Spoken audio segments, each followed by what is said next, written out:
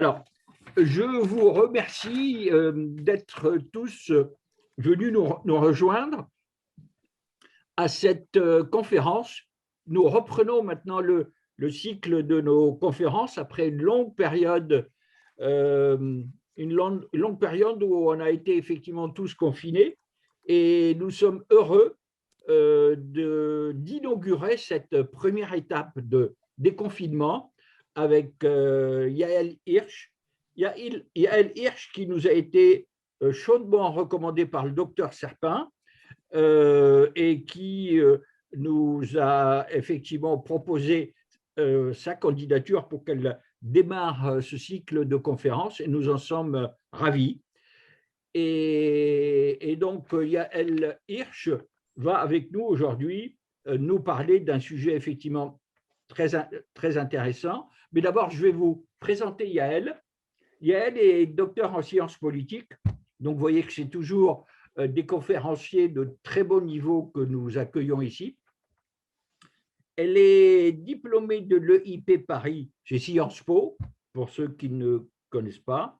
Et elle a soutenu sa thèse sur la question de la conversion religieuse et elle enseigne depuis 2004. Elle est en plus rédactrice en chef du magazine Schéma, et elle également, elle a fondé un site qui s'appelle toutelaculture.com, toutelaculture.com, vous pouvez le noter. J'y suis allé, j'ai fait un tour dans ce site et il m'a paru pas mal du tout, surtout pour des Parisiens. Il y a pas mal de choses et c'est intéressant pour savoir où faut-il aller dans Paris. Bon. Elle est aussi l'auteur d'un opus qui s'appelle Rester juif, paru en 2014 chez Perrin. Et donc, ça fait la bonne transition pour le sujet qu'elle a choisi. Et nous avons donc convenu avec Yael qu'elle nous parlera de son sujet pendant 1 heure, grosso modo. Et ensuite, on va consacrer 1 demi-heure à des échanges avec des questions et réponses. C'est moi qui vais le faire maintenant, Catherine, puisque vous n'avez pas la main. Oui, mais sinon, je peux récolter les questions. Merci.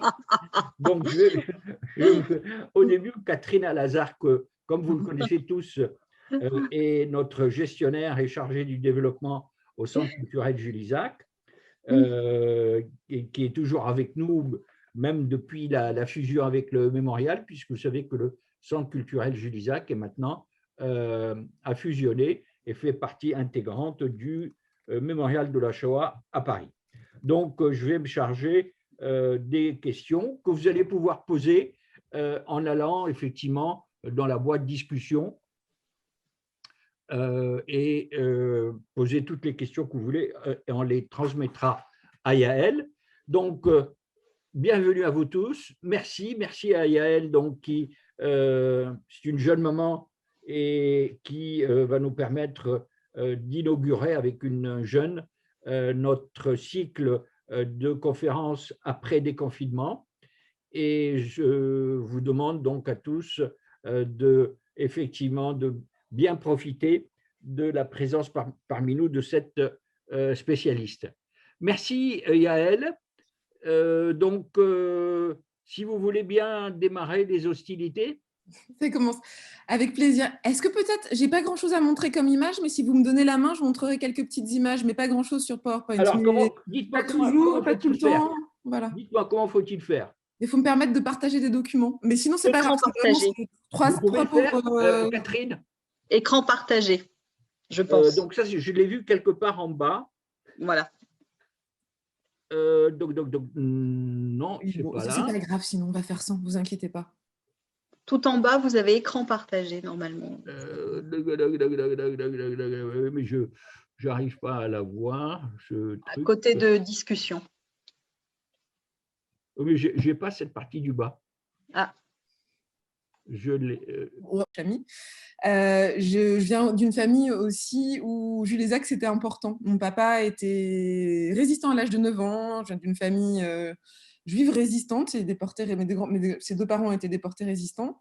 Et mon papa passait des messages dans le guidon de son vélo. Et je sais que pour lui, et c'est même avant même d'entrer à Sciences Po ou d'étudier l'histoire, il me parlait beaucoup de Jules Isaac. Et pour lui, ce qu'il a fait pour débusquer, dire combien dans la civilisation française notamment, et dans aussi avec des belles choses dans la religion catholique, mais aussi certaines autres choses, le travail qu'il a fait d'historien était très important pour mon papa, et qu'il puisse en parler au pape de l'époque et qu'il fut proche de lui, c'était quelque chose de... Mon papa en parlait souvent. Voilà, c'était juste pour vous dire ça. Et peut-être autre chose aussi, bon, il a été vice-président des enfants cachés, il a été président de la Fondation pour la mémoire de la Shoah, et évidemment que vous soyez lié au mémorial me touche, et que vous soyez vraiment centre culturel me touche aussi, parce que je crois qu'avant de faire ma thèse, je ne sais pas si j'ai beaucoup changé, ça reste le cœur de ma relation au judaïsme, mais voilà, j'ai un rapport très culturel en fait. Je me sens très culturellement juive, j'ai eu envie de comprendre à travers les livres, toujours. Peut-être pour ça voilà, que j'ai fait une thèse d'ailleurs, venant d'une autre famille, je n'aurais pas fait de thèse. Mais donc tout ça pour vous dire que je me sens, enfin, c'est pas évidemment, vous êtes beaucoup plus que ce que j'ai pu comprendre en quelques conversations avec Gilbert Serpin, mais voilà, je suis très heureuse de parler parmi vous ce soir. Je me sens beaucoup d'affinité et ça me fait très plaisir. Je vais vous parler de mon travail de thèse, en fait. C'est ce que m'a demandé le docteur Serpin. C'est à ce moment-là que je me suis peut-être plus penchée sur le judaïsme. C'est-à-dire, tout d'un coup, j'ai travaillé sur des juifs qui sont convertis au christianisme au XXe siècle. Donc, j'ai travaillé grosso modo entre 1914 et Vatican II, en fait, parce qu'en effet, les relations avec l'Église est très importante, et jusqu'en 65. Et ça semble un petit peu, enfin, maintenant, si j'en parle à mes étudiants, ça leur semble très, très, très, très ancien temps. Et néanmoins, en faisant ce travail dans les années 2000 et début des années 2010, eh bien, enfin, dans les années 2000, j'ai soutenu en 2009, il y avait plein de choses qui résonnaient avec l'actualité et les recherches que je suis allée faire pour ça, parce qu'en fait, moi, j'ai grandi dans un milieu plutôt... Enfin, j'étais à Copernic, où je suis toujours. Schéma, la revue dont je m'occupe, c'est la revue de Judaïsme en mouvement, qui est maintenant la fusion de Copernic et du MJLF. Et ouais, ça me fait très plaisir. J'ai animé la nuit de Shavuot dimanche et qu'on me dise « Venez, parce que vous soyez là, présente, on va pouvoir faire mignonne alors que je suis une femme. » Ça me plaît bien, en fait. Mais voilà, donc j'y suis assez à l'aise. Mais j'y avais fait ma bat mitzvah et c'était tout, quoi. J'avais pas d'amis juifs. J'ai fait allemand première langue, parce qu'on survivait quand on parlait allemand, n'est-ce pas? Mon grand-père avait survécu à Auschwitz en parlant allemand, en partie. C'était malheureusement pas la seule chose qui ne se suffisait pas. Donc, j'avais pas tellement d'amis juifs avant de commencer cette thèse. Mais j'ai passé un an à Chicago, aux États-Unis, et tout d'un coup, je me suis dit, il y a toute une série de personnages et d'intellectuels qui me passionnent et qui me fascinent. J'ai découvert Franz Rosenzweig, qui a vraiment retraduit la Bible en allemand, qui l'a apporté et l'a rendu très disponible aux Allemands avant la Seconde Guerre mondiale, dans l'entre-deux-guerres même. Et voilà, Franz Rosenzweig, avant de faire tout ce travail et ce grand livre de théologie juive, je ne sais pas s'il existe une théologie juive qui s'appelle L'Étoile de la Rédemption, a cette crise mystique où il se dit, est-ce qu'il faut se convertir? Il a un échange de lettres avec son cousin qui, lui, se convertira au christianisme en 1913.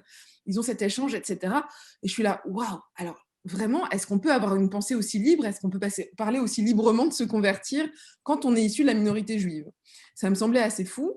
Moi qui avais grandi vraiment... Alors, je crois que la musique baroque, et notamment le baroque vraiment flamboyant, catholique, Vivaldi, Pergolèse, m'a sauvée vraiment. Enfin, à l'adolescence, c'était ce que j'écoutais en perfusion. Évidemment, les églises, évidemment, de grands auteurs comme Claudel, Bernanos, tout ça m'avait énormément marqué adolescente. Mais je n'aurais jamais pensé à me convertir en venant d'une famille où tout le monde avait été déporté. Mais j'ai trouvé une espèce de liberté de penser et une façon de poser des problèmes qui me parlaient beaucoup, beaucoup au tournant des années 2000 et qui m'auraient parlé aussi si je les avais trouvés à l'adolescence un peu plus tôt dans les années 90 chez ces intellectuels de l'entre-deux-guerres. À ça, comme c'était un travail un peu long de thèse, j'ai d'abord fait un master et ensuite j'ai fait 4 ans de thèse sur le sujet. Eh bien, j'ai ajouté aussi, parce que ça me semblait un petit peu tricher quelque part de mettre que des intellectuels qui ont des armes. Parce que les livres ont toujours été des armes pour moi pour comprendre les choses, mais des intellectuels, c'est peut-être plus facile et plus difficile. C'est peut-être plus torturé, mais à la fois, ils maniaient les concepts philosophiques, ils essayaient de comprendre où ils étaient, ils avaient ce loisir-là. Qu'est-ce qu'on fait et qu'est-ce qu'on fait pour un autre type de population qui subit plus la conversion? Ce qui est un peu traditionnel dans l'histoire des Juifs d'Europe, c'est en général l'Inquisition, des moments terribles, ils sont en général expulsés ou forcés de se convertir. Et c'est en général forcé et c'est de masse. Ce n'est pas des choix individuels comme ça, comme ce qui m'intéressait. Donc, je me suis penchée aussi sur une population qui est une population de témoins, qui sont les enfants cachés. Mon papa, vous l'avez compris, ayant été lui-même enfant caché. Donc, ce sujet devenait très proche. Et ce faisant, quand même, je me suis demandé qu'est-ce que ces gens-là quittaient ou qu'est-ce que ces gens-là, quand ils quittaient, ils arrivaient à quitter. Alors, la question que je me suis posée, est-ce qu'on peut vraiment quitter le judaïsme? Est-ce qu'ils y arrivent? Comment ils font, etc. Et je me suis posé aussi la question de ce qui quittait. Donc, j'ai découvert quelque part le judaïsme en travaillant sur des convertis qui quittaient le judaïsme. Voilà un peu le projet de la thèse. Ce dont j'ai envie de vous parler ce soir, c'est ce que j'y ai un peu découvert et ce qui me semble important pour maintenant. Il faudra m'arrêter si je parle des personnages parce que j'ai vécu avec ces convertis, y compris avec les enfants cachés. J'en ai interviewé 35 un peu partout dans le monde. C'était plutôt du travail qualitatif. Certains entretiens ont duré 2 jours. Les enfants cachés, les convertis, les intellectuels, je ne les ai jamais rencontrés, même Lustiger, ça m'impressionnait tant. Il était encore vivant, mais je ne me sentais pas prête à le rencontrer. C'était quelqu'un qui m'impressionnait beaucoup. Mais en tout cas, voilà, je risque de m'étaler un peu trop sur leur vie. Il va falloir m'arrêter, peut-être me poser des questions dans le chat, un truc comme ça. Mais voilà, je vais essayer de venir vers vous avec les grandes questions qui ont fait écho chez moi. Et puis après, quand je les ai posées à d'autres, apparemment, ils ont trouvé ça intéressant puisque j'ai pu en faire un doctorat et un livre paru chez Perrin sous le titre « Rester juif ». Et aussi, je ne sais pas, peut-être ce que j'ai essayé d'apprendre et les bauches de réflexion que j'ai essayé d'avoir pour maintenant sur ce que ces juifs qui ont tenté de quitter le judaïsme, qui ont une réflexion en tentant de le quitter qui est très intéressante, disent. Voilà, donc je vais vous parler d'abord un peu des convertis et ensuite de ce qu'on apprend quand on les lit au lendemain en général de leur conversion et qui posent plein de questions sur l'identité juive de l'autre côté du Rubicon, quand ils sont devenus chrétiens. La première chose que je dois dire, c'est en fait c'est un sujet très minoritaire. C'est-à-dire en fait, dans l'histoire du XXe siècle chez les Juifs d'Europe, très peu de Juifs quittent le judaïsme. D'abord, certainement un rabbin vous dirait c'est pas possible. Quand on a une mère juive, on reste juif, peu importe ce que vous faites. Bon, il paraît qu'il y a tout un pan de l'histoire allemande où quand des Juifs se convertissaient, parce qu'à l'époque, pour pouvoir épouser un conjoint non juif, il fallait changer de religion. Dans ce cas-là, la famille portait le deuil, comme si la personne était morte, et ils mettaient des linges sur les miroirs, etc. Il n'empêche, un rabbin vous dira, mais même si vous êtes converti, même 3 générations après, même si on découvre que votre grand-mère maternelle était juive, en fait, vous êtes juif. Et c'est quelque chose dont on... Et moi, quand j'ai commencé ma thèse, on m'a dit ça. On m'a dit, mademoiselle, c'était absurde, votre sujet, le judaïsme, c'est un club dont on ne démissionne pas. Des universitaires très laïques, très sérieux. Un colloque, d'ailleurs, sur le terrorisme. On m'a dit ça, il y avait toute une série de penseurs juifs. Dit, non, on ne démissionne pas du club juif. Quoi. Et donc, deuxième chose, c'est un sujet mineur, très mineur. Il y a eu un petit pic, en effet, pendant la Seconde Guerre mondiale, même si la conversion ne sauvait pas les Juifs de la déportation, ça permettait quand même de mieux se cacher. Et il y a eu des conversions, et d'ailleurs des conversions de Juifs, en effet, dans les... Et puis donc c'est un sujet minoritaire, mais mon pari, c'est que depuis cette petite marche, on apprend plein de choses. Et en effet, la conversion se fait beaucoup, plutôt pour épouser quelqu'un d'une autre religion, mais sinon, on laisse les choses petit à petit déraper, et on espère que 3 générations plus tard, peut-être ça se verra plus. C'est un très beau roman de Joseph Roth, l'auteur autrichien, je ne sais pas si certains d'entre vous connaissent, qui a écrit notamment La Marche Radetzky. Vous avez le droit d'opiner du chef et tout, comme ça je verrai si vous connaissez. Il a écrit un autre roman un peu moins connu qui s'appelle Hôtel Savoy, et ça se passe dans un shtetl en Europe de l'Est, et revient, un peu comme dans la visite de la vieille dame, comme ça, de Dürrenmatt, revient un juif du village qui a fait fortune aux États-Unis, et il revient, et il revient sur la tombe de ses parents, et dès qu'il arrive, c'est pas du tout le héros flamboyant qu'on pense, il dit juste non, moi je reviens sur la tombe de mes parents, je suis allé dans le Nouveau Monde, j'ai un peu oublié le judaïsme, j'espère que mes enfants n'auront plus rien à voir avec ça. Mais vous voyez, d'habitude, ça se passe sur plusieurs générations, et moi, ce qui m'intéresse, c'est une seule génération. Mais rien que de dire ça, en fait, j'ai quand même dû faire face à un tabou. C'est vrai que c'est extrêmement choquant, en fait, de dire, bon, il y a une population qui a été décimée au XXe siècle, et moi, j'arrive, je suis née en 82, et je suis en train de dire, voilà, ça m'intéresse de savoir qui a vraiment quitté cette identité, qui est une identité qui a été aussi décimée. C'est quelque chose qui a pu choquer, qui peut choquer. Alors, j'ai réussi à l'expliquer avec mes mots. Quand j'ai voulu interviewer des enfants cachés à l'époque, alors je regarde, on me pose une question, s'ils veulent bien. Pouvez-vous mettre sur le chat les références d'auteurs? Ben voilà, si j'ai pas de PowerPoint, on va le faire. Joseph, avec plaisir. Roth. Et donc, le livre où il y a la visite du juif qui a réussi aux États-Unis, c'est Hôtel Savoy. Et je vous ai parlé de quoi d'autre, je ne sais plus, ça y est, je ne sais déjà plus. Au fur et à mesure, je vais le mettre. Voilà.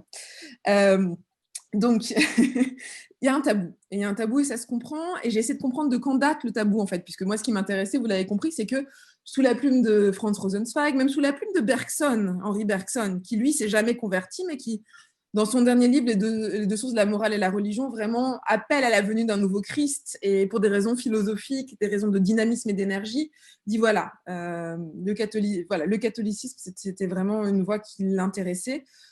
En 1937, dans son testament, il explique qu'il ne peut pas se convertir vu ce que ses coreligionnaires souffrent. Mais malgré tout, Bergson parle assez librement de ça. Il le fait sur un pied, il veut pas trop. Voilà. Mais c'est un dialogue qu'on peut avoir. Il me semblait que dans les années 2000, c'était beaucoup plus difficile et que parfois, pour débusquer des convertis, il fallait leur demander mais au fait, et c'était très indélicat. Donc, ce que je disais, c'est que pour les enfants cachés, j'ai mis une petite annonce dans le bulletin des enfants cachés et l'annonce disait plutôt si vous avez été sauvé par une famille chrétienne, si vous avez vécu dans une institution d'une famille chrétienne, parlez-moi. Et en général, voilà, d'avoir vécu parmi des chrétiens me suffisait pour avoir plein d'indices et savoir des choses. Mais je l'ai évidemment pas formulé si vous êtes converti, parce que ça aurait été, je pense, assez choquant pour certains enfants cachés. Et alors, de quand date le tabou? Il me semble que ce tabou, un peu, on ne peut pas parler de la conversion pour les juifs, on ne quitte pas, on ne démissionne pas du club juif après la Shoah. Ça arrive pas tout de suite après la Shoah. De toute façon, il y a beaucoup de choses, on l'a vu pour des questions de mémoire et d'autres questions, n'arrivent pas tout de suite après la Shoah. Ça arrive un tout petit peu plus tard, lorsque l'affaire Finali, vous savez, alors je vais le noter, c'est l'affaire de 2 enfants juifs sauvés, mais vraiment sauvés, de tout cœur et au risque de leur vie par des sœurs de la congrégation de Notre-Dame de Sion. 2 enfants sauvés, mais alors c'est une affaire rocambolesque où pendant plusieurs années, les sœurs refusent de rendre les enfants à leur oncle, les parents sont morts, déportés, et ils refusent de rendre les enfants parce qu'elles les ont convertis et dans leur esprit, les ramener au judaïsme, voilà, elles ont sauvé leurs âmes en les convertissant, elles ont sauvé aussi leur vie, au risque de la leur, n'est-ce pas? Mais les rendre à leur famille et faire qu'ils redeviennent juifs, c'est à nouveau mettre en cause leur âme et peut-être la perdition de leur âme. Et donc, il y a tout un périple où les 2 garçons traversent la France, arrivent dans l'Espagne de Franco, et ça fait un scandale. Mais un scandale, on pourrait penser, voilà, c'est terrible, c'est triste, il y a tellement d'autres affaires à traiter à l'époque. Eh bien, pas du tout. Je crois que c'est toute l'année 53, vous savez, les pages idées là, du Monde de l'époque, vous aviez le bloc-notes de Mauriac, et vous aviez en général en face, dans les pages idées, toute une série sur Oradour, et on comprend qu'Oradour choque, et quand on a compris ce qui s'est passé, et toute une série, mais vraiment, tous les Français étaient mobilisés par ça, sur l'affaire Finali. Il me semble que vraiment le tabou on ne parle plus librement comme Rosenzweig et son cousin pouvaient parler de la conversion tombe à ce moment-là. Donc voilà.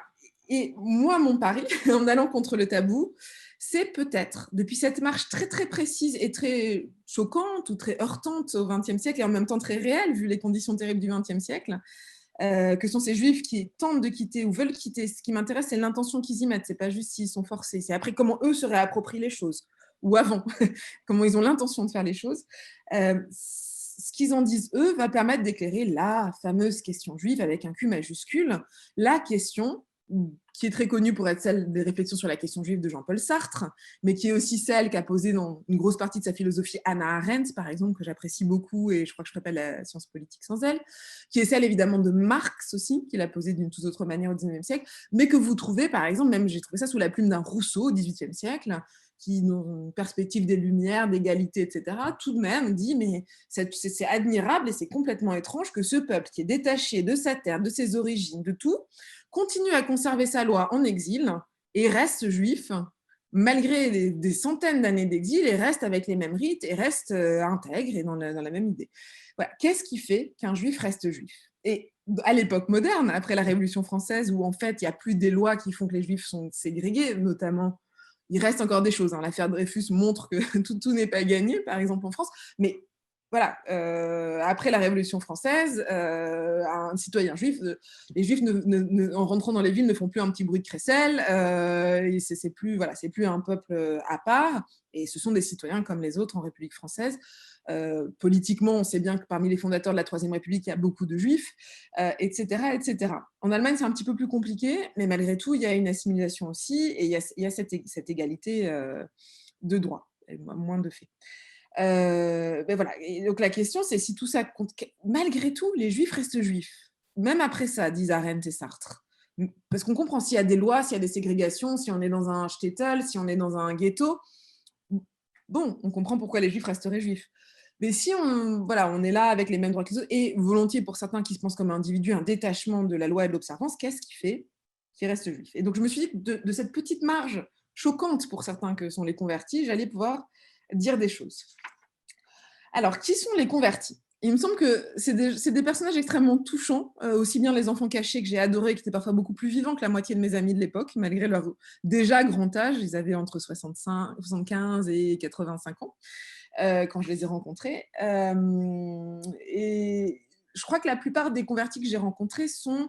Mais il y a toute une sociologie de la conversion qui dit ça, qui dit que ce sont des âmes en recherche. C'est comme des êtres extrêmement sensibles, extrêmement fragiles, et c'est, voilà, ils ont tous leur très grande fragilité psychologique. C'est touchant, mais en même temps, c'est extrêmement mouvant.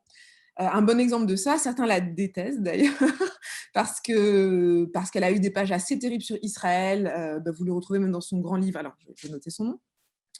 Simone Weil, mais avec un W, la philosophe. Et le livre qui permet, je crois, d'entrer dans son œuvre assez spirituelle facilement, cette somme de pensée. Mais même dans cette petite somme de pensée, vous trouvez des mots très durs à l'égard du gros animal qui est Israël, qui est trop plein de lois pour elle, parce qu'elle cherche la grâce. Donc Simone Weil est née dans une famille juive.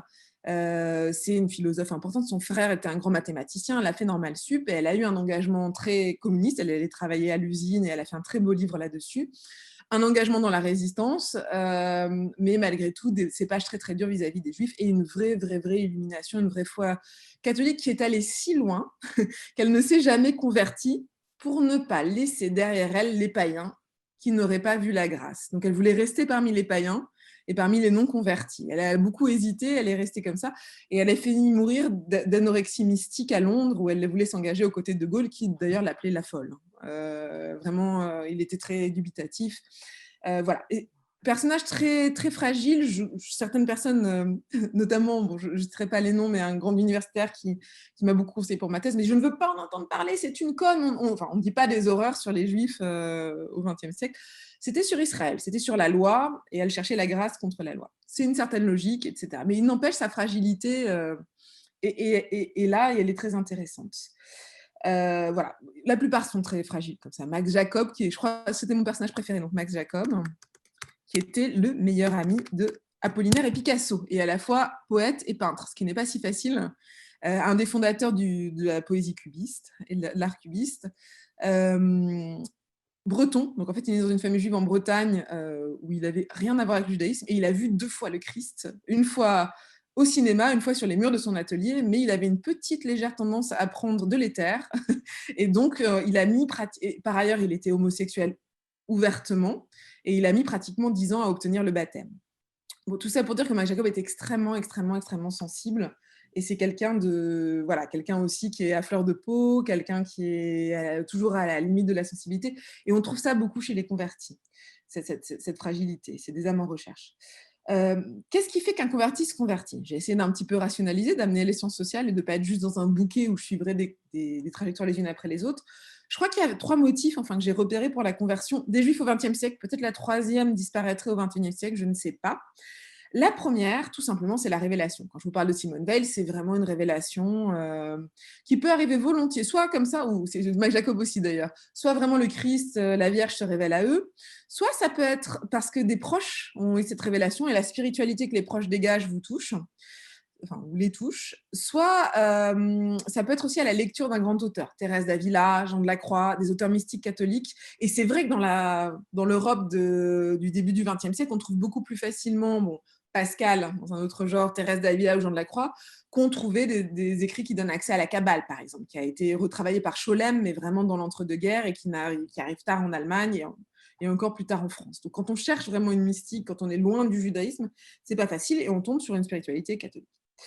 Catholique en France, chrétienne en général, mi-protestante, mi-catholique dans d'autres pays. Je vais peut-être un petit peu recentrer sur la France. Voilà.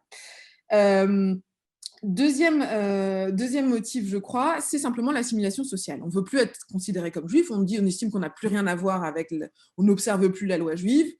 on a peut-être envie de faire sa vie et sortir d'être toujours entre juifs, ben voilà, donc par assimilation sociale, on se convertit. Par ailleurs, en Allemagne, c'était forcé, par exemple, pour pouvoir se marier. Donc c'est par exemple l'histoire de Franz Werfel et Alma Mahler. Vous savez, Alma Mahler a eu 3 maris très connus. Gustav Mahler, Alfred Gropius, le fondateur du Bauhaus, et le troisième, qui avait 10 ans de moins qu'elle. Ils ont une grande histoire, était à l'époque un dramaturge très très connu, et d'ailleurs le premier auteur à jamais avoir écrit sur le génocide arménien. Et il s'appelait Franz Werfel. Je vais noter son nom. Voilà.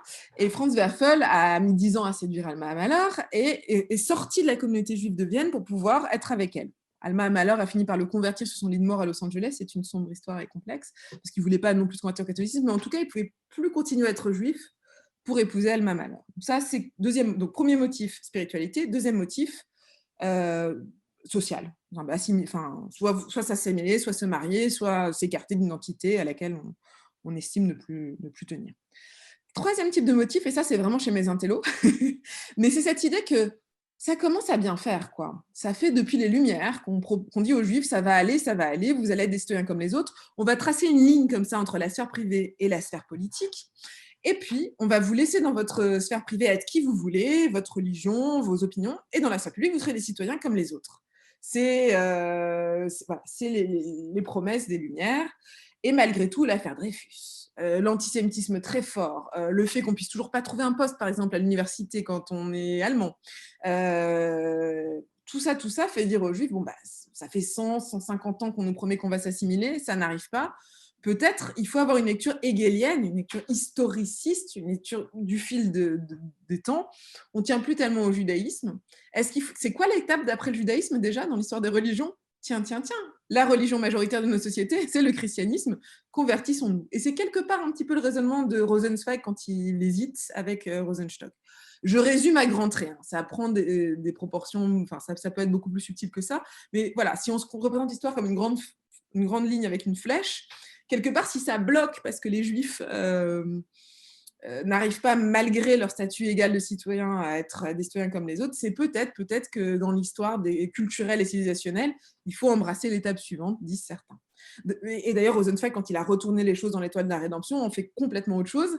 Et son système théologique, son système de la rédemption fonctionne sur le travail main dans la main des Juifs et des chrétiens, les Juifs restant des temps dans la nuque de l'humanité, des espèces de petites bestioles qui sont là pour rappeler le moment de la création, et les chrétiens œuvrant dans le monde pour amener l'ensemble du monde à la révélation de ce que peut être le monothéisme ou le messianisme, et les ramenant et permettant après de les ramener au moment initial de la création pour arriver à la rédemption.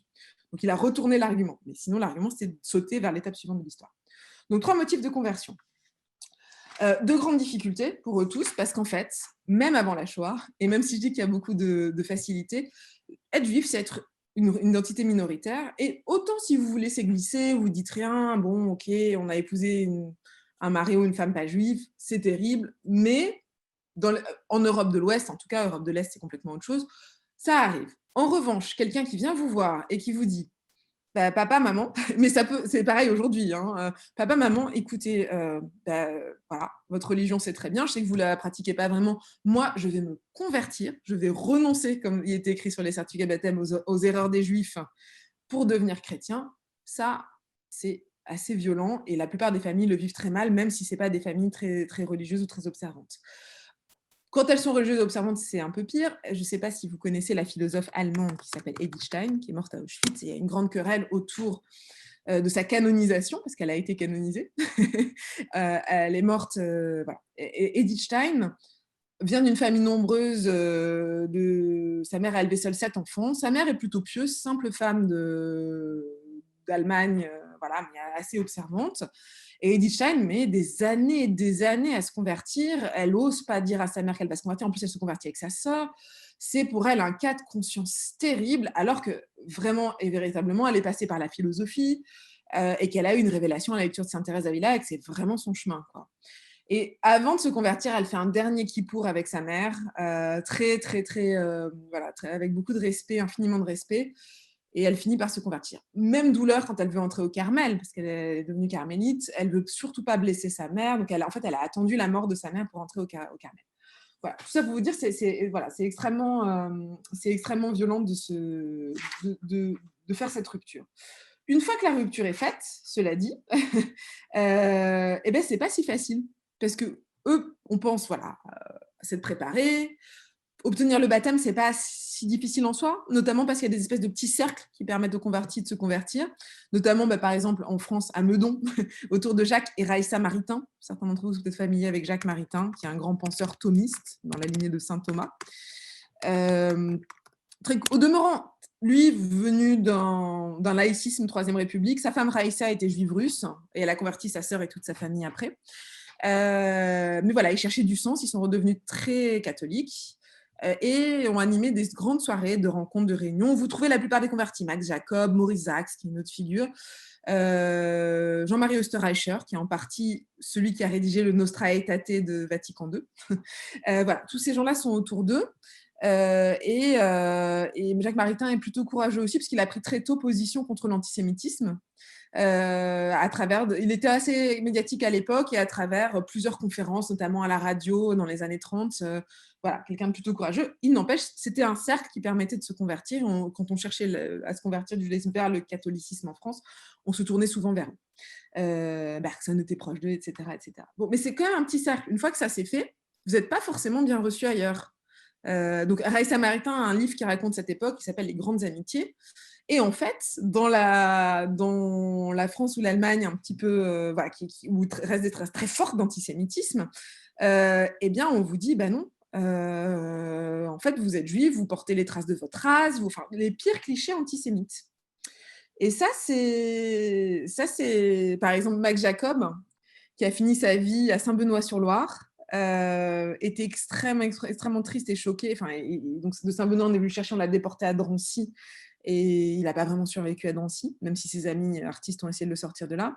Donc Max Jacob, plutôt humble, a essayé de se couper de la vie parisienne, faisait faire des visites de l'abbaye. C'est un très joli endroit d'ailleurs,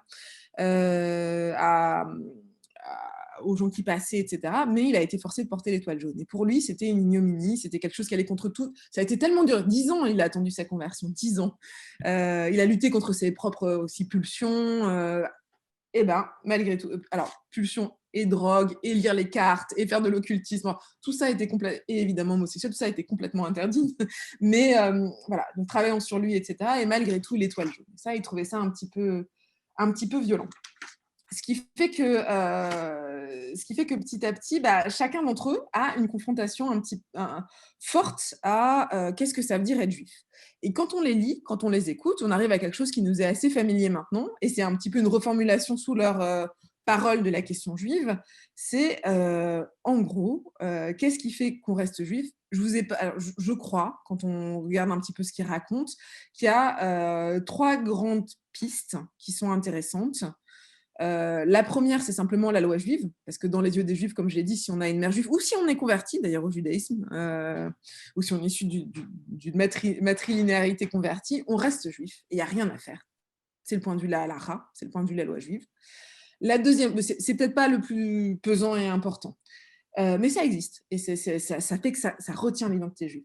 Le deuxième piste, c'est vraiment tout simplement, alors non seulement l'antisémitisme, mais parfois ce qu'on appellerait en étant un petit peu plus, les sociologues appellent en l'étendant un peu, l'allosémitisme. Note. En gros, l'antisémitisme, c'est vraiment du ressentiment et des sentiments négatifs à l'égard des juifs. L'allosémitisme, c'est juste placer les juifs dans une position originale.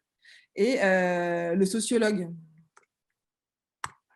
notez son nom parce qu'en plus il est polonais, il est mort il n'y a pas longtemps, il était absolument passionnant, Zygmunt Bauman, qui a écrit notamment un livre complètement passionnant qui s'appelle Modernité et Holocauste, sur notre question, parce qu'il a écrit plein d'autres choses bien. Développe cette notion d'allosémitisme en disant, mais juste de considérer le juif comme autre, même si c'est pour le porter au nu et dire regardez, parce que Rousseau dans son texte, quand il dit les juifs qui ont conservé leur loi, il trouve ça génial, quand il imagine la figure du législateur, c'est pas seulement de l'antisémitisme, c'est vraiment, voilà, ils sont exemplaires, mais dire que les juifs sont exemplaires ou particuliers ou singuliers, c'est déjà les mettre dans un statut à part. Donc on a les deux, je ne reviens pas sur l'antisémitisme et voilà, et le jeu de alors, attendez, excusez-moi une petite seconde, je suis un peu désolée de ça. Ça, je vous suis. Donc la première piste, la loi juive. Deuxième piste, l'antisémitisme et l'allosémitisme en général.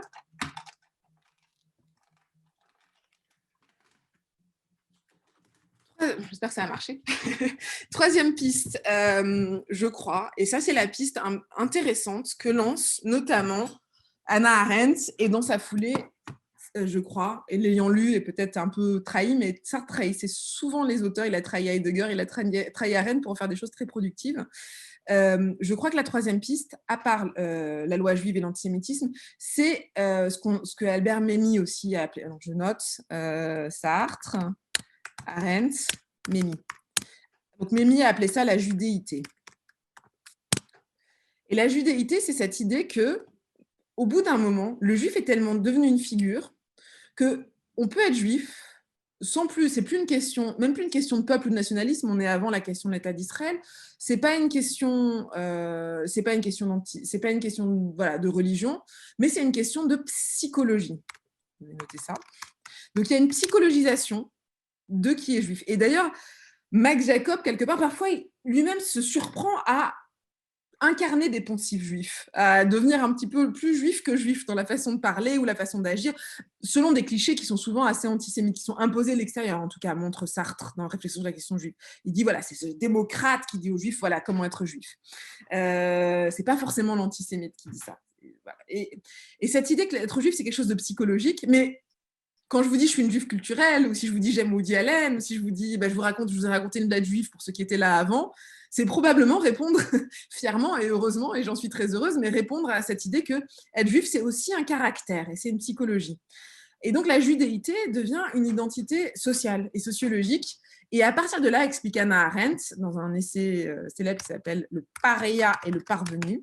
Et si vous vous intéressez donc à Arendt, le livre très intéressant, il y a tous ces écrits juifs qui sont ensemble, mais il y a un livre plus petit qui s'appelle « La tradition cachée », qui parle de tous ces écrits sur le judaïsme, des essais principaux sur le judaïsme.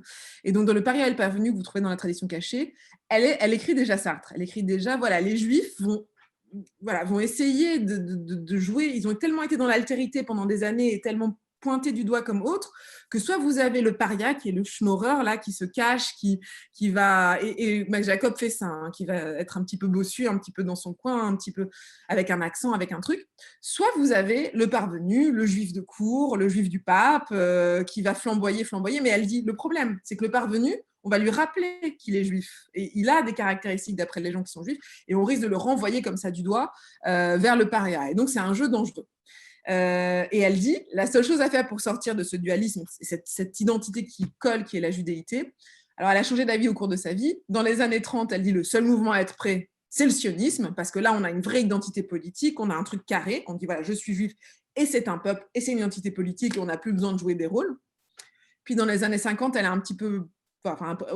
et 60, surtout au procès Eichmann, elle est devenue beaucoup plus critique, notamment pour les causes des relations avec les Arabes vivant dans l'Ishouf, puis après les Palestiniens. Voilà, donc, elle est devenue beaucoup plus critique, et elle dit, en tout cas, la seule façon de gérer les choses, et son modèle, c'est vraiment Bernard Lazare, elle dit, il faut être un rebelle. Il faut s'engager politiquement, pas forcément dans la voie du sionisme, mais il faut avancer, poser des actions, elle dit, et s'engager en tant que juif. Vous imaginez que tout ceci, avec ma famille résistante en tant que juif, me parlait. Je me disais, chouette, je viens d'une famille de rebelles. Je ne sais pas moi ce que je vais réussir à faire en temps de paix. Mais voilà, on peut sortir de la judéité. Je ne sais pas si on peut sortir beaucoup. Mais voilà, en tout cas, toutes leurs expériences tendent vers cette articulation et cette chose qui font que les juifs restent juifs. Après, ils nous apprennent plein d'autres choses, je crois, pour nos sociétés. Parce que je crois qu'eux, ils ont des constructions qui sont intéressantes face à ce malaise. Et notamment, il y a quelques fantasmes qui sont dans leurs esprits, qui ont bien changé aujourd'hui, parce que la situation a changé. À l'époque, l'immigration venait beaucoup d'Europe de l'Est, ils avaient très peur des accents des gens d'Europe de l'Est, mais est-ce qu'on est très différent aujourd'hui vis-à-vis d'une immigration déjà ancienne, mais qui viendrait d'Afrique du Nord ou qui viendrait après d'autres pays? Voilà, je ne sais pas. Mais il y a une série de fantasmes en disant, voilà, pour pas trop attirer l'attention sur nous, peut-être qu'il faut être très différent des Juifs de l'Europe de l'Est. Et je ne sais pas si certains d'entre vous ont lu, par exemple, Irène Nemirovsky,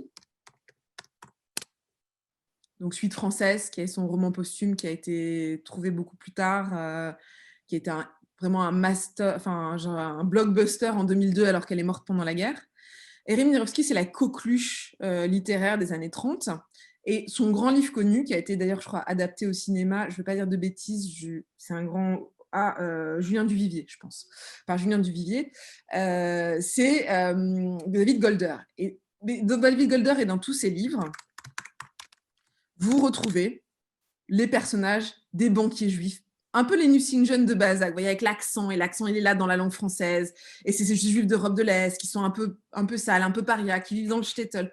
Ce fantasme-là, eux disent non, on est différents. Donc, on est peut-être des juifs qui peuvent s'assimiler, peut-être on va survivre à la judéité. Ce fantasme-là, il est intéressant, mais c'est un fantasme, évidemment, et il est plein de dangers. Et quand on voit les questions des statuts des juifs et l'idée de juifs israélites, juifs français et juifs étrangers, et ce que ça a pu donner, évidemment que c'est hyper dangereux. Deuxième chose hyper dangereuse, c'est le fantasme d'assimilation, le fantasme de symbiose. C'est même plus l'assimilation, c'est comme si deux plantes, c'est une métaphore, voilà, comme si on pouvait devenir plus français, heureux comme Dieu en France. Hein. Mais cette idée de symbiose, elle est très très forte et rend certains pendant la guerre complètement aveugles en fait à ce qui est en train de se passer. Et voilà, on dit non, mais je suis israélite, ma famille est en France depuis très longtemps, symbiose. Un dernier modèle, moi je trouve très intéressant, arrive pile au moment où je me pose toutes ces questions sur les convertis, donc pile sur ma période des 3 premiers tiers du XXe siècle, c'est la question des maranes. Et vous dites, voilà, c'est super, on a une conversation libre alors que nous avons tous vécu cachés pendant ce Covid chez nous. Et bien voilà, retour aux enfants cachés, retour à l'identité cachée. Et c'est assez intéressant parce que tout d'un coup, on avait oublié les maranes complètement. Et c'est un émissaire polonais qui arrive au Portugal en 1907 et qui découvre des gens qui font une espèce de gouloubi de culte où à la fois ils fêtent la reine Esther et en même temps ils font la Pâque. Et voilà, ils font des choses étranges. Et en fait, ils redécouvrent les maranes, des juifs qui continuent à pratiquer un culte et secret. Et ça fascine les juifs, et notamment les juifs à l'époque, anglais et américains, dans les années 1910, qui financent, qui amènent de la recherche. Et du sang neuf, vous avez une résurrection de la communauté juive. Il n'y avait plus de juifs en Espagne et au Portugal. Vraiment, l'Inquisition avait bien fait son travail au XVe siècle. Vous n'aviez plus de juifs.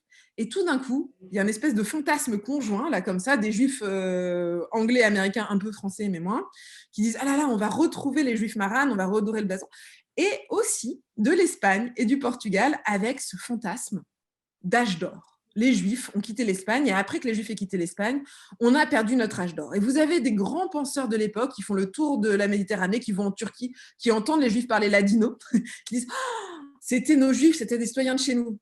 Évidemment, tout ça, alors la première chose, ça a des impacts politiques très concrets à l'époque dans ces fantasmes que se construisent les Juifs pour expliquer la situation, et les non-Juifs d'ailleurs, pour expliquer cette situation de singularité. Ça a des conséquences très concrètes. La première, c'est la fameuse loi du retour, la loi Primo de Rivera en Espagne, qui est votée en 1924, et qui permet aux personnes qui peuvent prouver qu'ils sont d'origine juive de demander la citoyenneté espagnole. C'est quelque chose qui a été très peu exploité, mais tout d'un coup, alors que Franco a laissé faire, on ne sait pas trop pourquoi, il ne voulait pas que les Juifs restent sur son territoire, mais du coup, il pouvait traverser son territoire. Franco a laissé faire pendant la Seconde Guerre et lors de l'expulsion des Juifs du Maroc, notamment, pas mal. Donc, certains de ces ambassadeurs, en France notamment, ont été absolument des héros et ont fait appliquer cette loi qui n'a jamais été vraiment complètement abrogée. Voilà, moyennant des circonstances rocambolesques, mais il y a des milliers de Juifs qui ont pu survivre comme ça. Ça, c'est le concret. Le moins concret, c'est que vraiment le marane devient une figure. Les enfants cachés, quand ils me parlaient, voilà, moi j'ai été un peu marane. J'ai dû cacher mon identité juive et puis j'ai été catholique dans la sphère publique et les deux, ça marche. D'accord, ben, oui, c'est vrai, c'est un peu ça. Est-ce qu'on n'est pas tous un peu marane quand on est juif moderne? Parce qu'est-ce qu'on n'est pas tous en train de dire, bon, on est juif peut-être d'attachement, de culture, de trucs dans notre sphère privée, et puis à l'extérieur, on a cette identité qui n'est plus aujourd'hui l'identité que catholique principale, mais qui est l'identité des citoyens ou de la nation dans laquelle on est, ou de la... Voilà. Est-ce qu'on n'est pas tous un peu marane? Voire, vous avez quelqu'un comme... Son prénom, j'arrive jamais, mais un historien qui s'appelle Yimri Yovel, qui a écrit tout un livre pour expliquer que l'identité moderne, l'identité, cette capacité, parce qu'avant, on ne se pensait pas comme individu, on faisait partie d'un groupe et on faisait comme le groupe. L'individu prend du temps à naître, ça doit commencer plus ou moins avec Luther et la Réforme, je vous fais un cours d'histoire des idées un peu basique et 3 fois trop vite, c'est un peu idiot. Mais bon, la naissance de l'individu, ça prend du temps, ça arrive à peu près entre l'humanisme et la réforme, et ça se poursuit probablement encore aujourd'hui vers de plus en plus d'individualisme. Mais voilà, cette capacité tout d'un coup de dire, en tout cas cette approche qu'on appelle libérale de la vie, où il y a une sphère publique, une sphère privée, et on protège le privé avec des droits, ça viendrait des Maranes. Des gens qui, explique Yovel, ont pu être exposés à 2 mondes, puisqu'ils ont été en Espagne, puis tout d'un coup, on leur a expliqué qu'ils devaient partir ou ils devaient se convertir. Certains d'ailleurs sont partis. Certains se sont convertis parce que Maïmonide permettait la conversion pour se partir avec le plus d'affaires possible, plutôt que de se faire tuer ou se tuer, ou voilà, sanctifier le nom de Dieu. Donc voilà, Maïmonide permettait de se convertir, partir le plus loin possible là où c'est possible d'être juif et redevenir juif. Donc ces gens-là ont été aux prises avec plusieurs langues, l'hébreu et puis volontiers après le latin, etc. Bon, l'espagnol, et puis quand c'est Spinoza, alors c'est sa famille avant, mais évidemment le flamand, le néerlandais. Et donc à la croisée de plusieurs systèmes, ils ont dû choisir leurs valeurs et donc devenir des vrais individus. Et donc il y a tout un paradigme marade comme ça qui naît, qui moi m'intéresse bien chez mes convertis, parce que mes convertis font ça. Ils quittent une communauté, ou ils quittent une famille, ou ils quittent une religion, et ils vont vers quelque chose d'autre. Et ils construisent des choses. Et ça, je trouve ça assez précieux. Voilà. Et je trouve ça assez précieux, et notamment ma thèse, que je trouve chouette, mais c'est peut-être parce que j'aime beaucoup, beaucoup mes convertis, c'est de dire que, en fait, certes, c'est des individus marginaux, certes, plein de choses, mais ils ont apporté énormément. Et notamment, pour moi, alors je vais vous parler de quelqu'un que vous connaissez peut-être mieux que les autres dont je vous ai parlé, qui est le cardinal Lustiger. Quelqu'un comme Lustiger n'aurait pas pu être Lustiger s'il n'avait pas été converti, s'il n'avait pas connu vraiment 2 visions du monde, et très violentes, puisque je rappelle que Lustiger avait une maman juive, un papa juif en France, qu'il est parti en Allemagne avant la guerre à l'âge de 14 ans, qu'il est dans une famille d'ailleurs, dans une famille en Allemagne, et que là, il décide que franchement, le catholicisme, ça lui plaît bien. Il rentre, il se convertit, il n'ose pas trop, il voit avec ses parents, il doute, puis arrive la guerre, et sa mère est déportée et meurt. Et malgré tout, sa foi est tellement forte qu'il devient catholique, petit à petit, en plus un homme d'église, et archevêque de Paris. Et d'ailleurs, il a cette très jolie phrase, il dit que quand je suis devenu archevêque de Paris, c'est un peu comme si toutes les églises de France se mettaient à porter des Magen David, je crois que c'est ça la phrase. Enfin, voilà, il a toujours un peu à la Marane, hein, c'est mon paradigme du Marane. Il n'a jamais nié être juif et être venu d'une famille juive, et que cette histoire du XXe siècle, il l'a portée. Par contre, il a toujours dit que, de foi, il était poussé par la spiritualité catholique très loin, un homme de science, un homme à avoir de savoir et un homme de foi. Au point que, pour sa mort, et un kaddish et une messe ont été dites. D'ailleurs, c'est le cas, par exemple, pour le personnage que je vous ai parlé, qui est Joseph Roth, celui qui a écrit Hôtel Savoy. Ses copains ne savaient pas quoi faire, ce n'était pas parce qu'ils l'avaient demandé, donc ils ont fait les 2, le kaddish et la prière catholique. Voilà. Et donc, tout ça pour dire que je crois que Lustiger, s'il a fait certaines choses, notamment certaines grandes choses dans les relations entre juifs et chrétiens, et notamment, je vous ai parlé de la grande querelle qui était très heurtante de la canonisation d'Edith Stein, et l'autre querelle qui est celle du Carmel d'Auschwitz. Donc, les sœurs de Auschwitz voulaient ériger un Carmel à Auschwitz pour célébrer la mémoire des catholiques qui sont morts aussi en sein. Et évidemment, les juifs du monde entier ont été extrêmement choqués. C'est des juifs belges qui ont découvert les choses au début. L'histoire a duré 20 ans. Il y a eu 2 grandes réunions à Genève. Vous avez peut-être suivi la fin, je ne sais pas. Mais voilà, c'était extrêmement choquant. Et c'était, du point de vue des sœurs catholiques, évidemment, elles voulaient célébrer leurs victimes, leurs martyrs, dans leurs mots. Du point de vue des juifs, tellement de juifs étaient morts là, ce n'était pas possible d'y mettre un Carmel. Et ce qu'a fait Lustiger, par exemple, parce qu'il avait la sensibilité pour les 2, il a les accords d'Évian, c'est les accords de Genève, n'aboutissait pas. Au bout de la 2e réunion, il a pris le cardinal du district de Auschwitz, et il l'a emmené à Yad Vashem pour lui montrer ce que ça voulait dire pour les Juifs, la Shoah. Et je crois que ce geste-là, ce geste de traduction, si on a connu plusieurs systèmes, on le fait. Et donc, je trouve que les convertis donnent des pistes intéressantes pour traduire, parce qu'à la fois, ils sont à l'intérieur de plusieurs systèmes. Et peut-être aujourd'hui, ça peut s'étendre à plein d'autres acteurs en démocratie, quoi, je trouve, qui connaissent bien plusieurs systèmes de l'intérieur et qui, du coup, sont capables de traduire des valeurs et expliquer si ça se passe comme ça pour nous, ça se passe comme ça pour vous. Venez voir. Si on ne peut pas tout raisonner. On ne peut pas se mettre d'accord qu'avec des arguments. Il faut aussi être dans le ressenti et la sympathie des autres. Et ça, je crois que les Maranes savent le faire. Dernière question, donc malgré tout, mais voilà, Edith Stein finit à Auschwitz, Mac Jacob à Drancy, Bergson meurt juste avant, Simone Weil meurt pendant la guerre. Voilà, ils meurent tous quand même assez terriblement. Et je crois que tous posent la fameuse question juive, qui est quand même une question qui ne concerne pas que les juifs. Elle concerne l'ensemble des démocraties, en fait. Parce que finalement, si on se pose la question des minorités dans nos démocraties, si tout d'un coup on réalise qu'une vieille minorité, qui par ailleurs, on ne va pas faire des arguties dans tous les sens, mais qui par ailleurs, pour certains en tout cas, ont fait ce qu'il faut pour essayer de respecter les règles. Enfin, je vous rappelle la loi du royaume et la loi pour les juifs depuis très longtemps, depuis le Moyen-Âge. Il y a cette idée-là très forte que cette population-là n'arrive pas à... alors, en tout cas, s'assimiler, peut-être en tout cas s'intégrer ou être traité, voilà, qu'il y a des moments très forts de relan d'antisémitisme, des moments et un échec des démocraties aussi patent que la Shoah, qui se passe en Allemagne, pays cultivé, enfin, je ne vais pas vous refaire le... Et ben, ça prouve quand même que dans les promesses de Lumière, il y a un point noir, quoi. Il y a un point mort, il y a quelque chose qui ne va pas, et qui ne va pas pour les Juifs, mais qui ne va pas pour les promesses qu'on nous fait et pour les démocraties libérales.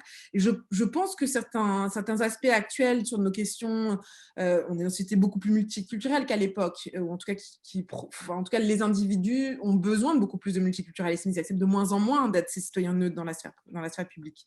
Malgré tout, toutes les questions qu'on pose, ces ajustements d'être ensemble, je crois, cette question juive résonne avec ça. Et je me suis posé la question, mais c'est un peu énorme et macro, il faudrait peut-être le raffiner. Est-ce que c'est parce que quelque part, qu'est-ce qui se passe? Qu'est-ce qui fait que les juifs puissent pas s'assimiler? Et puis après, peut-être, c'est difficile pour les musulmans, c'est difficile. La question, et j'ai trouvé ça chez par ailleurs un auteur qui a pu avoir des livres extrêmement violents et antisémitistes, qui s'appelle Alain Badiou, mais qui a été certains penseurs après vrille. Il a un livre qui est assez honteux qui s'appelle Portée du mot juif, mais c'est au nom de la cause palestinienne qui vrille et sort des choses presque antisémites. Mais en tout cas, plus tôt dans sa carrière, il a eu un livre très intéressant sur Saint Paul, qui s'appelle Paul ou la naissance de l'universel. Et je crois que cette réflexion-là sur l'universel, et Badiou n'est pas juif, est intéressante parce qu'il y a cette idée que l'interprétation, je vous résume énormément, excusez-moi, du Christ par Paul est intéressante parce que quelque part, le Christ, contrairement à la loi juive qui différencie les hommes, les femmes, les gentils, les juifs, ceux qui ont fait leur bar mitzvah, bat mitzvah ou pas, le code noahide pour l'ensemble de l'humanité, les 10 commandements pour les juifs. Vous voyez, il y a une espèce de géométrie variable de la loi en fonction de qui vous êtes. Ça n'existe pas dans le christianisme. La philosophie, ce que notre culture a fait du christianisme. En tout cas, c'est ce que dit Badiou. L'amour du Christ, c'est le même pour chacun. Quand le Christ sauve l'humanité, c'est pour sauver chacun. Et du coup, quelque part, peut-être l'individualisme dont j'ai parlé n'est pas tout à fait possible sans christianisme. Et deux, cette idée arithmétique de la manière dont fonctionne l'universalisme, chacun est dans la même fonction, le même rôle que chacun, et quelque part, c'est vraiment très résumé, mais le fruit civilisationnel de cette figure rayonnante de l'amour du Christ qui touche chacun pareil. Et dans ces cas-là, ma question, mais elle est évidemment trop grosse pour qu'on puisse y répondre, c'est qu'est-ce que ça donne? Est-ce que tout le monde est bienvenu? Est-ce que si on pense les choses différemment et on pense qu'il y a différentes identités, que l'éthique, la loi s'applique différemment selon les catégories, selon les jours de l'année, selon le pur et l'impur, c'est réglé aussi dans la temporalité de la journée, selon les typologies de personnes. Quand on fait toutes ces petites différences-là, est-ce qu'on arrive à s'intégrer? Et je crois que l'islam est assez... dans ces distinctions, peut parfois s'apparenter, c'est très général encore, excusez-moi, mais voilà. Est-ce qu'on arrive à se fondre complètement dans ce modèle de l'universalisme qui viendrait d'un schéma civilisationnel plus chrétien? Grande question, j'ai pas de réponse. J'ai pratiquement que des questions, mais je crois que les convertis avec qui j'ai travaillé, sur lesquels j'ai travaillé, ont encore des choses à dire pour aujourd'hui et des pistes de réflexion que je trouve intéressantes. Et souvent, je me réfère à eux. Je sais pas, quand certains clichés sur l'altérité, certains clichés sur la symbiose, et cette question de l'universel, souvent je pense à eux qui ont su traverser les frontières et se montrer un peu maranes, au sens contemporain du terme tel que je l'ai défini. Voilà, c'est à peu près, c'est un très résumé, mais ce que je voulais partager avec vous ce soir. Merci beaucoup, Yael. Merci beaucoup. Mais de rien. Si vous avez des questions, vous n'hésitez pas. C'est rigolo, j'ai Alors, l'impression d'avoir eu un tableau blanc pour donner un cours presque avec tous ces noms là sur la droite. dans le... Effectivement, apparemment, je ne vois pas de questions pour l'instant. Vous pouvez avoir des réactions aussi. Alors, des réactions, des remarques, des commentaires, pas nécessairement des questions. De Didier Pencote, le frère Didier donc, qui pose la question suivante. Saint Paul, dans un de ses écrits, dit « Ah, ça a disparu. Attendez, pardon, excusez-moi. » Saint Paul, dans un de ses écrits, dit « Je me suis fait juif avec les juifs, sans loi avec les sans loi. Je me demande s'il ne faut pas être vraiment sincèrement juif et chrétien. » Et et quoi? Alors, je ne vois pas la suite. Alors, il a peut-être mis la suite. Il est peut-être en train de l'écrire. Oui, peut-être en train de... Les musulmans, par exemple. On le voit pourtant, on le voit. Il est là. Oui, c'est possible. Il y a une toute autre lecture de Saint Paul. Et certainement, je crois que si j'ai bien compris, dans les dernières années, dans ma discipline qui est la théorie politique ou la philosophie politique, il y a eu toute une tradition de lecture de Saint Paul comme très intransigeant, comme extrêmement anarchiste contre la loi, donc en guerre contre Israël, trop plein de lois. Et en effet, il se fait émissaire. Mais ça ne remet pas tellement en cause cette question d'un amour, d'un universalisme où l'amour du Christ est égal pour tous, quoi. Et souvent, la chose, parce que pas mal de convertis, en fait, c'est assez intéressant pour réunir deux identités qui sont très, très, très disparates, et tout d'un coup, on saute le Rubicon et on change d'identité. Souvent, ce qu'ils disent, mais c'est facile de dire du point de vue chrétien, c'est ce que disait Raïs Samaritain, par exemple, l'Ancien Testament se fond dans le Nouveau et prend tout son sens dans le Nouveau. Et en fait, on ne renonce pas à ce qu'on a été avant parce qu'évidemment, le Christ est venu et il y a une continuité, il y a une logique et finalement, mais quand je parlais de Jean-Marie Osterreicher, quand il participe à la rédaction de Nostra Aetate, qui est cette déclaration sur les rapports de l'Église aux autres religions pacifiantes, qui est clé dans Vatican II, il le fait aussi au nom de ça. C'est-à-dire, il sait lire l'hébreu, il a un passé juif et il le fait depuis sa nouvelle foi chrétienne. Et ça marche une fois qu'on a passé. Mais pour un juif, le problème, c'est que le Christ, c'est quelqu'un d'extraordinaire, c'est un prophète, mais on ne croit pas qu'il a sauvé l'humanité, on croit pas que les juifs croyants ne croient pas que le Christ est le Messie. Et ça, c'est vraiment un point de discorde. Enfin, je crois qu'il y a controverse, quoi. Il y a un point qui est absolument réconciliable. Et je crois qu'il y a une discorde un peu nécessaire, même si on est dans le dialogue et même si on veut réfléchir et même si on veut mieux comprendre l'autre à la marane, et c'est internalisé chez les convertis, parce que d'un côté, du point de vue chrétien, on ne comprend pas si les Juifs ont vu de leur vivant le Christ, si le Christ était lui-même juif et qu'ils ont vu comment il s'est sacrifié pour l'humanité, comment ils peuvent ne pas reconnaître qu'il est arrivé? Et c'est un truc incompréhensible, mais ce sera pareil pour les musulmans plus tard avec tous les gens du livre, les autres auparavant. Et par ailleurs, c'est extrêmement douloureux d'avoir un héritage, mais en fait, le vieux parent dont vous deviez hériter, il n'est pas tout à fait mort. Et de l'autre côté, du point de vue des Juifs, si vous lisez même Freud, il vous expliquera que le christianisme, c'est du paganisme, quoi. C'est tranché avec la loi et ce qu'il faisait. Donc, je crois qu'il y a quand même malgré tout un point de discorde. Et c'est plus facile du point de vue chrétien de dire j'ai pu être juif avec les juifs que du point de vue juif de le dire, même si du point de vue juif, on peut dire Jésus était quelqu'un d'absolument extraordinaire et embrassé et apprécié. Et voilà. Je ne sais pas si j'ai répondu à votre question.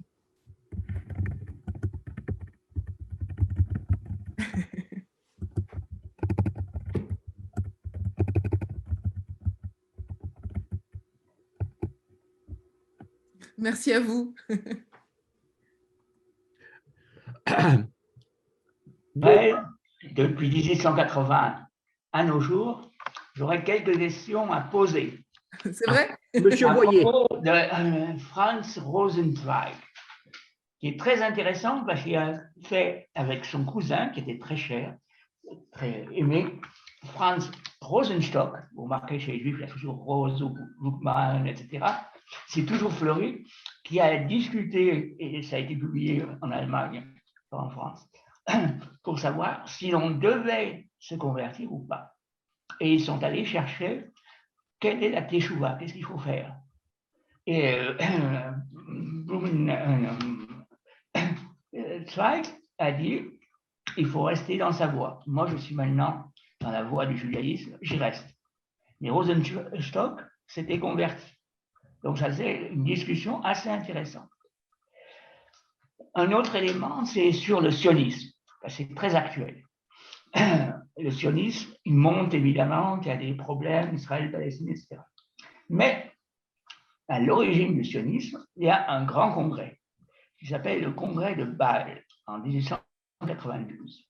Et Herzl fait exprès d'y faire apparaître 3 chrétiens protestants cette fois, Henri Dunant, quand même, c'est pas un fondateur de la Croix-Rouge, et révérend Höchler, qui était l'aumônier du grand duc de Bâle et du Kaiser.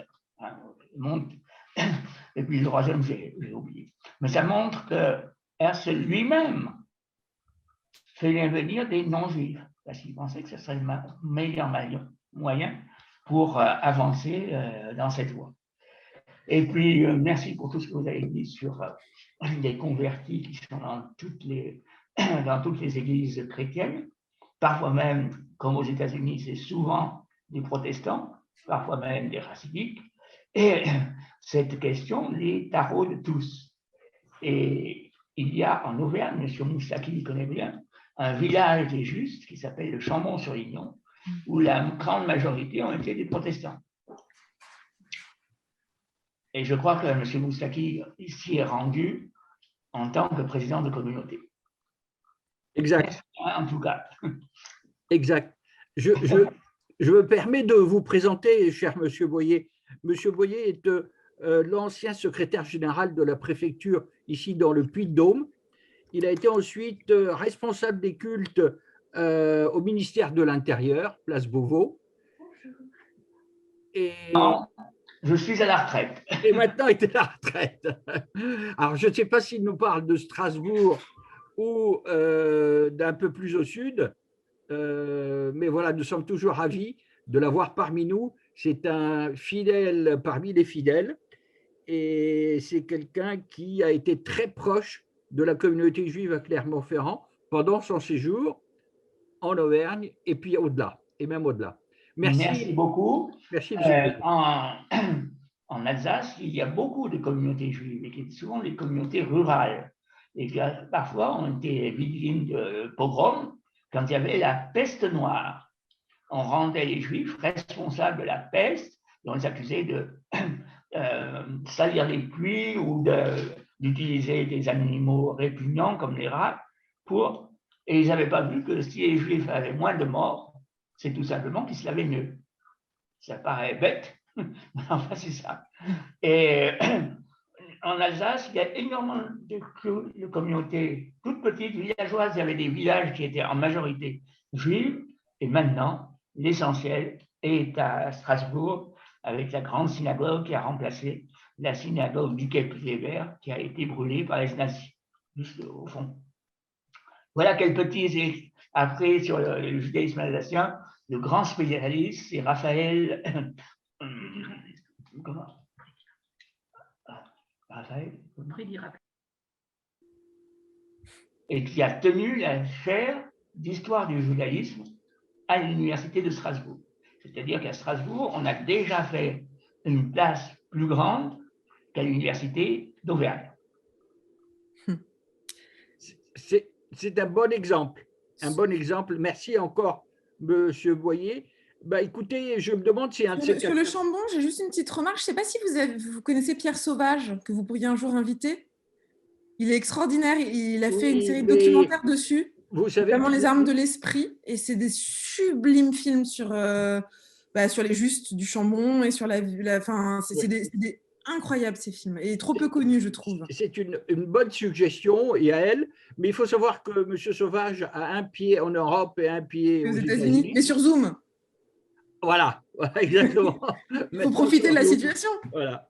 Oh, effectivement, mais c'est une très bonne idée. C'est une très bonne idée et même on pourra le faire en collaboration, en partenariat avec les gens du Chambon, puisque maintenant nous faisons partie de la même maison. Vous savez que le Chambon-sur-Lignon est également intégré au mémorial de la Shoah, donc et un établissement du mémorial de la Shoah à Paris, comme nous. Donc nous sommes tous les deux un peu cousins ou demi-frères, comme vous voulez. Yael, je ne sais pas s'il y a d'autres questions, je vais voir. Ah si, si. Merci beaucoup. Ah non, ça Oh. c'est le. Merci Maud. Yael, si vous permettez, on a encore un peu de temps, je crois. Pas trop, on va se donner encore 10 minutes. Une question, vous avez abordé l'affaire Finali, comme on l'appelait à l'époque, et comme elle a été effectivement décrite par le grand rabbin Kaplan, qui a écrit un excellent bouquin, oui, un excellent bouquin sur cette affaire. Pouvez-vous, pour les participants, peut-être rappeler l'histoire très rapidement, puisque finalement, c'est une histoire qui est à l'inverse de ce que vous avez présenté tout à l'heure, puisque c'est une conversion au catholicisme qui n'a pas marché, hein, et qui s'est terminée donc de façon heureuse pour ces petits garçons. Les familles ont fini par les récupérer. Mais Voilà. Est-ce que vous pouvez en fait, dire avec le recul, pour avoir parlé avec beaucoup d'enfants cachés, finalement, on n'a pas les stats. On a un peu les registres de Notre-Dame de Sion, mais en France notamment, on note pas les religions. Donc on a j'ai pas jamais pu faire de quantitatif. En Allemagne, on a les stats, mais c'est plus complexe. Puis pendant la période nazie, c'est compliqué. Mais finalement, dans les enfants cachés que j'ai interviewés, pas tous ont été convertis. D'ailleurs, il y avait un respect de certaines institutions religieuses et familles chrétiennes. Voilà. Parfois, ils ont été convertis, mais parfois, ça pouvait vraiment les protéger ou être une outil d'emprunt. En tout cas, dans beaucoup de cas, pour des enfants, et ça, c'est un peu tabou, parce que quand on parle notamment Nathalie Zadj, guerrière de la Shoah, etc., l'idée, c'est qu'il faut rendre ces enfants à leur identité juive absolument. En fait, les choses sont plus compliquées que ça. Bien sûr qu'ils sont juifs, bien sûr que ça a choqué la France qu'on enlève ces enfants à leur oncle survivant et qu'on finisse par leur rendre, mais qu'on essaie de... Voilà. Mais il n'empêche, sur le moment, quand des enfants sont... Parce qu'on ne parlait pas aux enfants à l'époque, en plus, on ne leur expliquait pas ce qui se passait. Donc, dans leur tête, être juif, c'était dangereux, voire c'était mauvais. On ne leur expliquait pas tout à fait dans les familles ce qui se passait. Et un beau jour, leurs parents disparaissaient, on les plaçait dans une institution, une famille.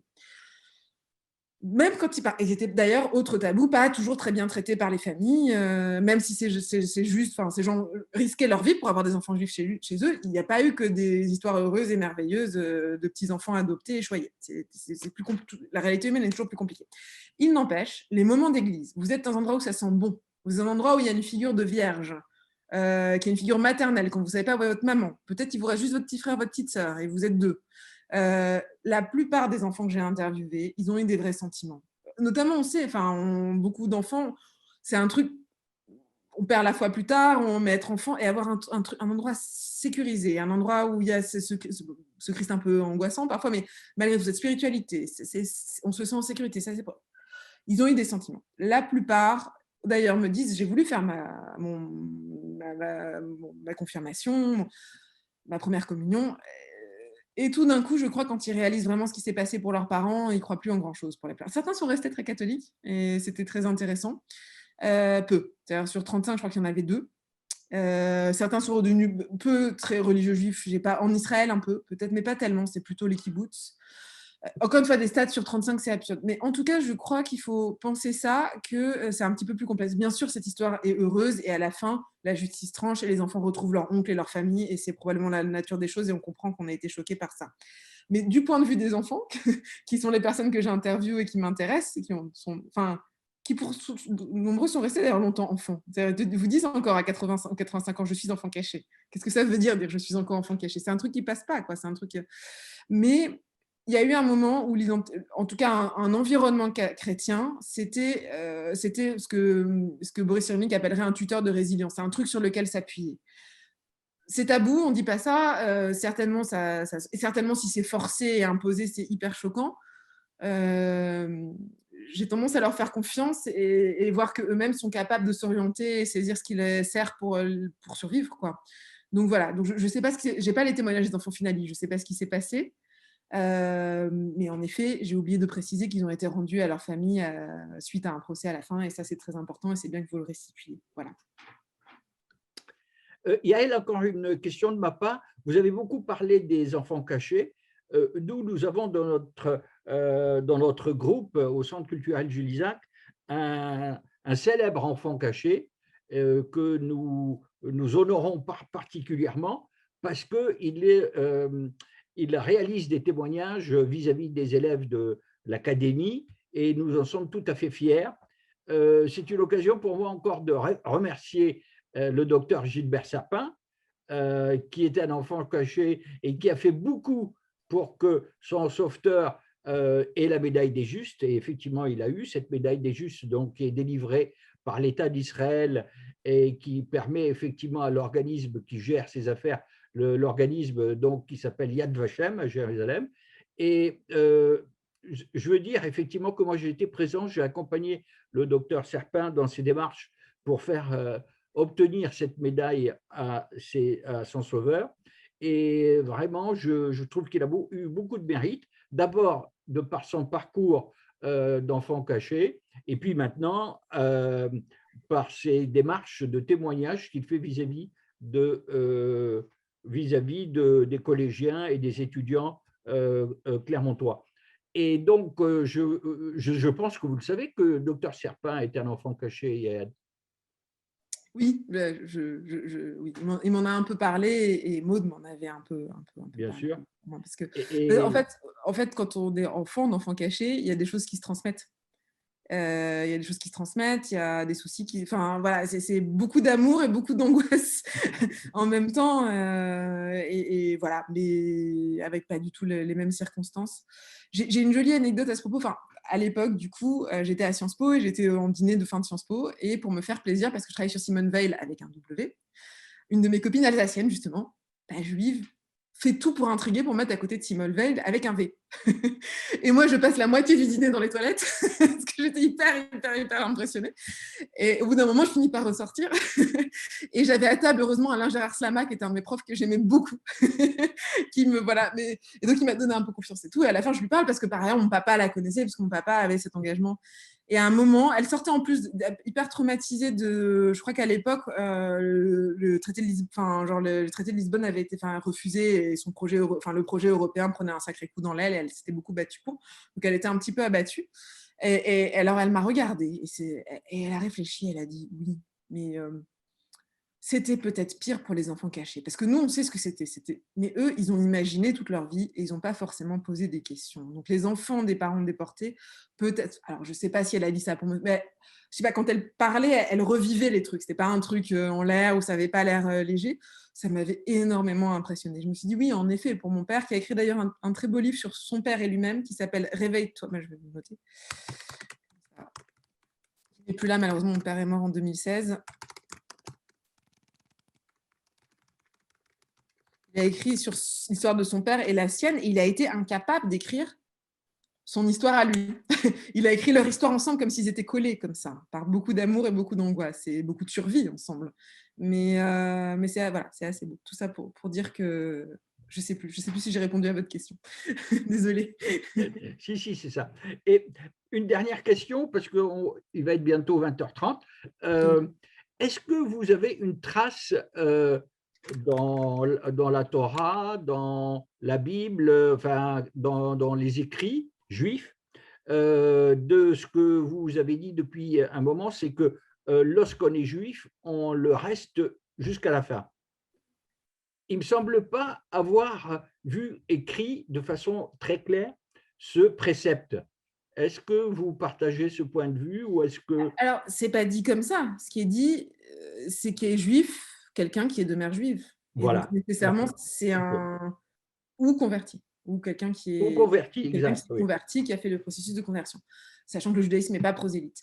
Mais donc, à partir de ce moment-là, si vous avez une mère juive, quoi que vous fassiez, les rabbins diront que vous êtes juif. Enfin, on peut pas, c'est la loi. C'est la loi et c'est pas autrement. D'accord, d'accord. Effectivement. Il n'est pas écrit que ça reste. Il est écrit juste que si votre mère est juive, vous êtes juif. Exactement. D'accord. Je suis d'accord avec vous. C'est fini. Est-ce qu'il y a encore une dernière question? On pourrait la prendre rapidement. Je regarde. Ah oui, non. 2013, oui, OK. Donc oui, là, oui, vous j'ai avez… juste corrigé. Voilà, OK. Bien. Il ne me reste plus qu'à vous remercier beaucoup, Yael. Moi, j'ai beaucoup apprécié votre intervention. J'étais ravi de faire votre connaissance. Moi aussi. C'est un Et vous avez fait peu virtuel, connaissance… mais c'est un peu réel aussi. Voilà. Vous avez fait connaissance avec nos sympathisants du Centre culturel Jules Isaac qui participent régulièrement à nos conférences. Je voulais dire à cette occasion que nous allons avoir… c'est tout chaud, hein, c'est tout chaud, ça vient de sortir du four. Nous étions cet après-midi en réunion et on a prévu deux cérémonies, enfin deux activités plutôt pour le mois de juin, à l'occasion de la fête de la musique d'une part, et puis d'autre part à l'occasion également de la sortie du livre de Julien Boucher et de ses collègues concernant l'histoire des Juifs, l'histoire contemporaine des Juifs en Auvergne. Donc ça va se dessiner pour le mois de juin. Vous allez recevoir effectivement l'information nécessaire. Merci beaucoup, Yael. Merci à vous. Et merci, à très bientôt. Et à très vraiment bientôt. enchanté. Moi également. Passez une bonne soirée. Merci. Au revoir. Au revoir.